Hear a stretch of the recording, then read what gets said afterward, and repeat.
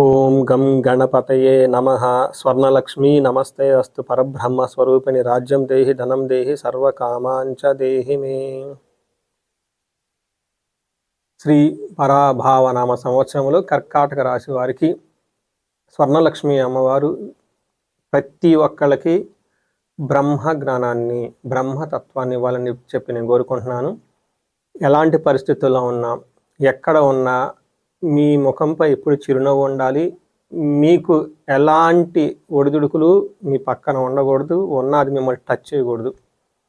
ఇలాంటి ఒక మంచి జ్ఞానాన్ని మీకు ఉండాలి, బ్రహ్మ జ్ఞానాన్ని మీకు ఇవ్వాలి, బ్రహ్మతత్వాన్ని మీకు ఇవ్వాలని చెప్పేసి నేను కోరుకుంటూ ఉన్నాను.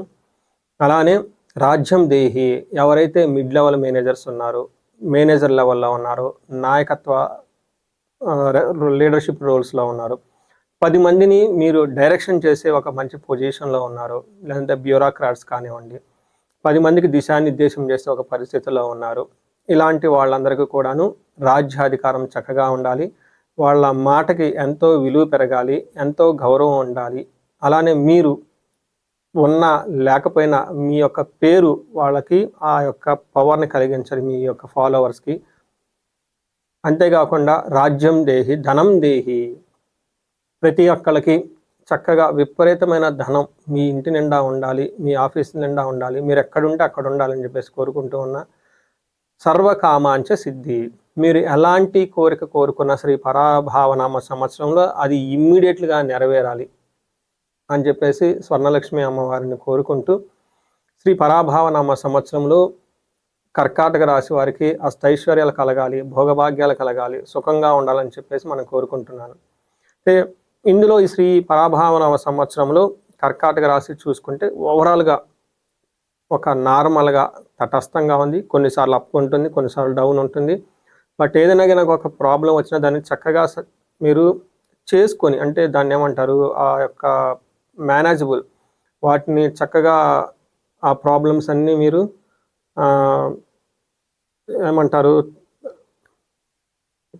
హోల్డ్,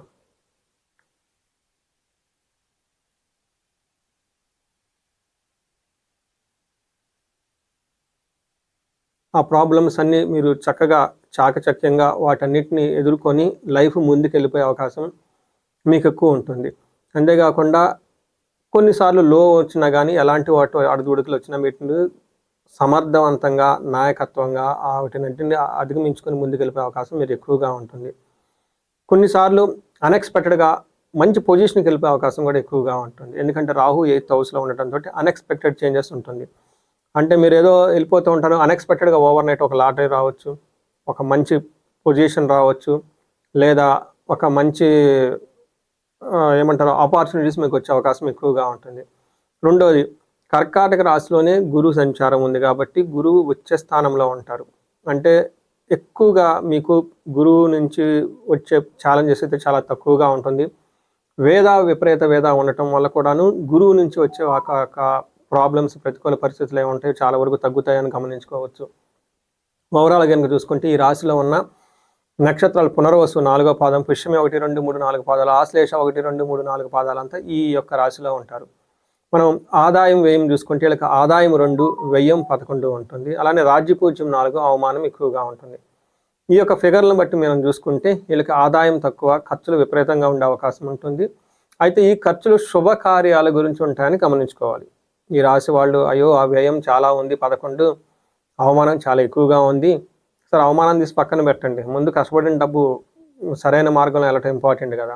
అందుకని ధనం ప్రతి ఒక్కరు సంపాదించుకుంటారు. అయితే అందులో పెద్ద గొప్ప ఏం లేదు. ఎవరైతే ధనాన్ని చక్కగా ఖర్చు పెడతారు, చక్కగా సన్మార్గాలలో దాన్ని ఖర్చు పెడుతూ ఉంటారు, అలానే దాన్ని చక్కగా సద్వినియోగం చేసుకునే పనుల ద్వారా ఖర్చు పెడుతూ ఉంటారు, వాళ్ళు గొప్పవాళ్ళు. ఇక్కడ మీకు 11 వ్యయం ఉండటంతో శుభమూల వ్యయ కృత్ అంటారు. అంటే శుభకార్యాలు చేయటం వల్ల వ్యయం అవుతుంది. అంటే ఏంటి మీనింగు, పెళ్ళిళ్ళు అవ్వటం, ఇళ్ళు కట్టుకోవటం, లేదా ఒక హైయర్ ఎడ్యుకేషన్ చదువుకోవటము, లేదంటే బంగారం కొనటం, ఇలాంటి ఒక మంచి స్థిరాస్తులు ఎక్కువ కాలం ఉండే వాటిని మీరు ఎక్కువగానే అవకాశం ఎక్కువ ఉంటుంది. అవమానం రాజ్యపూజ్యం, జనరల్గా ఏదైనా పని మొదట్లో మనం చేస్తూ ఉన్నప్పుడు, శుభకార్యాలు చేస్తున్నప్పుడు అవమానాలు కూడా న్యాచురల్గా ఎక్కువగా ఉంటాయి. మన తటస్థంగా నార్మల్గా ఉంటే అవమానించే వాళ్ళు ఎవరు ఉంటారు కదా. ఇలా పెద్ద పెద్ద పనులు చేయాలనుకున్నప్పుడు కొన్నిసార్లు వాళ్ళకి మీ యొక్క విజన్, అండర్స్టాండింగ్, మీ యొక్క ఏమంటారు లోన్ ఏం సాధించాలి అనుకునే ఒక తపన అది వాళ్ళకి అర్థం కాదు కాబట్టి సహజంగా మిమ్మల్ని క్రిటిసైజ్ చేస్తారు కాబట్టి అది పెద్దగా మీరు పట్టించుకునే అవసరం అయితే లేదు.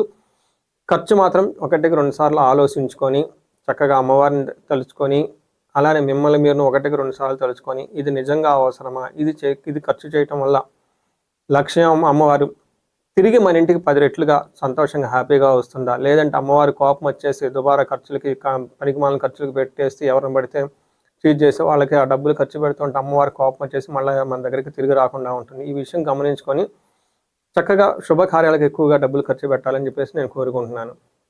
ఈ రాశి కనుక చూసుకుంటే మనం సూక్ష్మ గోచారం, లఘు గోచారం ప్రకారం చూస్తే వీళ్ళకి ఎలా ఉంటుందంటే పీడనం, నానా దుఃఖం, నైవసం, ధనం, రాజభోగం ఇలా అన్నీ చెప్తూ ఉంటారు. అంటే మీకు ధనం వస్తుంది, రాజభోగం ఉంటుంది, అయితే నానా దుఃఖం అనుకోని విధంగా ఏదో ఒక చోట దుఃఖపడే అవకాశం ఎక్కువగా ఉంటుంది. పీడనం, బాడీకి సంబంధించిన మానసికంగా టెన్షన్స్ ఎక్కువ ఉండే అవకాశం ఉంటుందని గమనించుకోవాలి. అయితే గురువు వల్ల మీకు ఎలాంటి ఇబ్బంది అయితే ఉండదు, చక్కగా మంచి అవకాశాన్ని ఇస్తూ ఉంటుందని చెప్పుకోవచ్చు. మీకు 9వ ఇంట్లో శని ఉన్నారు. 9వ ఇంట్లో శని చాలా మంచి యోగ్యతనిస్తుంది చాలామందికి. ఏ విధంగా అంటే మ్యాక్సిమం కంఫర్ట్మెంట్, ఫుల్ సాటిస్ఫాక్షన్ ఉంటుంది లైఫ్లో చక్కగా ఎంత ప్రాబ్లం వచ్చినా మీరు కంఫర్టబుల్గా ఉంటారు, మంచి సాటిస్ఫాక్షన్గా ఉంటారు. మీకు శత్రు బాధనైతే ఉండరు. వచ్చే 1.5 year కర్కాటక రాశి వారికి ఎలాంటి శత్రు బాధ అయితే ఉండదు. అనుకున్న పనిలో ప్రతిదాన్ని సక్సెస్ఫుల్గా చేసుకుంటూ ముందుకెళ్ళిపోతూ ఉంటారు. అయితే మనకు శాస్త్రాల్లో మహర్షులు ఏం చెప్పారంటే కచిత్ దుఃఖం కచిత్ సుఖం, మహా దుఃఖం స్వధారా స్వత క్లేశ అని చెప్తారు. అంటే సొంత భార్య వల్ల మానసికంగా టెన్షన్లు ఉంటాయి, కొన్నిసార్లు అదృష్టంగా ఉంటుంది, కొన్నిసార్లు ఇబ్బందులు ఉంటాయి, కొన్నిసార్లు ఉచ్చస్థంగా ఉన్నతంగా ఉంటారు, కొన్నిసార్లు కింద పడే అవకాశం కూడా ఎక్కువగా ఉంటుంది. కొంచెం అటు ఇటుగా ఊగిసలాడే విధంగా శని యొక్క ఉంటాడు. అయితే శని ఇబ్బంది పెడుతున్నారని అయితే మనం ఖచ్చితంగా అయితే ఏమీ చెప్పలేము, కానీ ఫుల్ సాటిస్ఫాక్షన్ అయితే ఖచ్చితంగా ఉంటారు. గురువు మేజర్ మీకు గేమ్ చేంజర్. గోదావరి పుష్కరాల తర్వాత లైఫ్ అనేది చాలా విషయాల్లో మారుతూ ఉంటుంది. ఫస్ట్ మీకు 6 months or 3 months మీకు కంఫర్టబుల్గా ఉంటుంది, ఎడ్యుకేషన్ విషయంలో చాలా బాగుంటుంది, దీర్ఘాయువు ఉంటుంది, అన్ని విషయాలు చక్కగా చేసుకుంటూ ఉంటారు. అయితే 2 విషయాల్లో చాలా జాగ్రత్తగా ఉండాలి. శుభమూలో వ్యయచ్చయం, శుభకార్యాల గురించి ఖర్చు పెడతారు ధనం. అయితే స్థానభ్రష్టం, దారిద్ర్యం, మీకున్న పొజిషన్లో లేదంటే జాబులో కొంచెం అసంతృప్తిగా ఉండేసి ఇబ్బందులు పడే అవకాశం ఎక్కువ ఉంటుంది. ఎప్పుడైతే గురువు మీకు గోదావరి పుష్కరాల తర్వాత మారుతూ ఉన్నారో ఇప్పుడు ఏం చెప్తారంటే మీ ఇళ్లలో పిల్లలు పుట్టే అవకాశం ఎక్కువగా ఉంటుంది, పెళ్ళయ్యే అవకాశం ఎక్కువగా ఉంటుంది, తీర్థయాత్రలు ఎక్కువగా చేస్తూ ఉంటారు. అదే వీటితో పాటు కొన్ని విషయాలు చాలా జాగ్రత్తగా ఉండాలి. బుద్ధి భ్రంశో భాగ్యహాని, మీరు మైండ్ కొంచెం చంచలత్వం ఉండే అవకాశం ఎక్కువగా ఉంటుంది. అప్స్ అండ్ డౌన్స్, ఉద్యోగానికి సంబంధించిన వ్యవహారాల్లో కొంచెం టెన్షన్ పడే అవకాశం కూడా ఉంటుందని గమనించుకోవచ్చు. మనకి శాస్త్రాలు ఏం చెప్తారంటే గురువు జన్మరాశిలో ఉన్నప్పుడు రాముడు అయోధ్యను వదిలి అడవులకు వెళ్ళాడని చెప్తూ ఉంటారు. అదేవిధంగా సీతామాత కూడాను తన జన్మస్థానంలో గురువు జన్మరాశిలో గురువు ఉన్నప్పుడు లంకలో 1 సంవత్సరం పాటు ఉందని చెప్తూ ఉంటారు. అంటే ఏ ప్రకారం అంటే అందరికీ అలా అవుతుందని కాదండి, బట్ చాలా కండిషన్స్ అవన్నీ చూసుకుంటూ ఉంటారు. బట్ జనరల్గా జన్మరాశిలో ఉన్నప్పుడు ఇలా ఉంటుందని చెప్తారు. అయితే ఈ రాశి వాళ్ళకు ఉన్న అదృష్టం ఏమంటే గురుడు ఉచ్చ స్థానంలో ఉండటంతో పాటు అంత ఇబ్బందులు అయితే పెట్టరు, కొంచెం టెన్షన్లుగా ఫుల్ ఉండే వాతావరణం అయితే ఉంటుందని గమనించుకోవాలి. మోస్ట్ ముఖ్యంగా రాహు 8th హౌస్లో ఉండటం అనేది ఇంపార్టెంట్. మానసిక చింతలు ఎక్కువగా ఉంటాయి, అధికారులతో కోపాలు, ప్రయాణాలు ఎక్కువగా ఉంటాయని గమనించుకోవచ్చు. ఓవరాల్గా కనుక చూసుకుంటే ఈ రాశి వాళ్ళకి నక్షత్రం ప్రకారంలో పునర్వసు, పుష్యమి, ఆశ్లేష 3 నక్షత్రాలు ఉంటాయి. పునర్వసు నక్షత్రం వాళ్ళకి రాజ్యము, చక్కటి మంచి స్టేటస్ వస్తుంది, అనుకున్న విషయాలన్నీ చక్కగా బాగుంటుంది, ముందుకెళ్ళిపోతే అవకాశం ఎక్కువ ఉంటుంది. పుష్యమి నక్షత్రం వాళ్ళకి ధన నష్టము ఎక్కువగా జరిగే అవకాశం ఉంటుంది. రాజ సమాన సౌఖ్యము, రాజ్యలాభము, చూడండి అంటే you treated as a king, అలానే రాజ్యలాభం, రాజ్యం మంచి ఒక పొజిషన్ వచ్చే అవకాశం ఎక్కువగా ఉంటుంది. పట్టాభిషేకం, ఒక మంచి ఉన్నతమైన పొజిషన్ ఖచ్చితంగా అయితే వెళ్తారు. కొన్ని విషయంలో జాగ్రత్తగా ఉండాలి. వీళ్ళకి ధన నష్టము, పరవాసము, ఉన్న ప్లేస్ నుంచి దూరం వెళ్ళే అవకాశం ఎక్కువగా ఉంటుంది, లేదా ఫారిన్లో సెటిల్ అయ్యే అవకాశం ఎక్కువ ఉంటుంది. ధనం కోల్పోయే అవకాశం కూడా ఎక్కువ ఉంటుంది, కాబట్టి కొంచెం జాగ్రత్తగా ఉండాలి.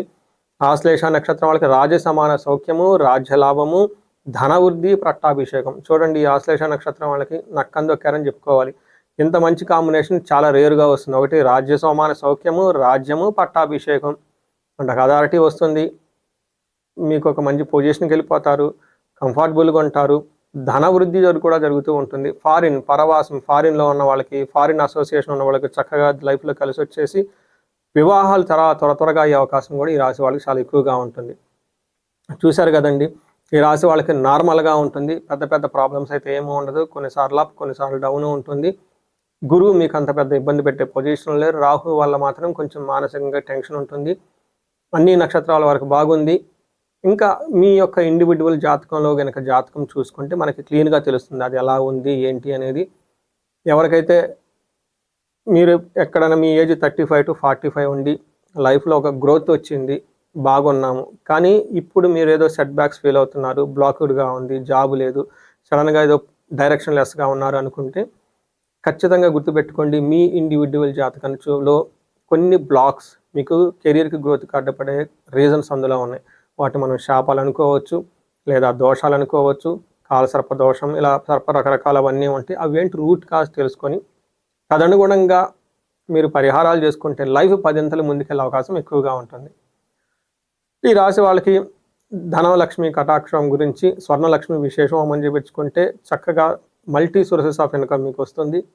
రెండోది, హెల్త్ బాగుండటానికి అమృత మృత్యుంజయ పాశుపత అభిషేకం చేయించుకుంటే చాలా బాగుంటుంది. చాలామందికి ఈ టైంలో అమెరికాలో ఉన్న వాళ్ళకి ఈ వీసాలు కానివ్వండి, H1B వీసా దగ్గర నుంచి, H4 దగ్గర నుంచి, కొంతమందికి ఈవెన్ గ్రీన్ కార్డుకి అప్లై చేసుకుంటూ ఉంటారు. నాకు ఉన్న క్లయింట్స్ చాలామంది వచ్చి ఆ ముహూర్తాలు అవన్నీ పెట్టుకుంటూ ఉన్నారు. ఈ టైంలో ఇన్ కేస్ మీకు అలా ఎక్కడన్నా గనక ఒక సపోర్ట్ కావాలనుకున్నప్పుడు రాహుకి విత్ మన్యు పాశుపత అభిషేకం చేయించుకుంటే ఫారిన్లో ఉన్న వాళ్ళకి చాలా చక్కగా పనికి వస్తుంది. ఎంతోమందికి జాబులు రావటం అవన్నీ చేయడం జరిగింది. సో వీటితో పాటు ఇంకా మీ ఇండివిజువల్ జాతకంలో ఏదైనా సమస్యలు ఉన్న భార్యాభర్తల మధ్య అవగాహన గురించి విశ్వావసు గంధర్వరాజ హోమము, అన్యోన్య దాంపత్య పాశుపత అభిషేకం చక్కగా చేయించుకుంటూ ఉండండి.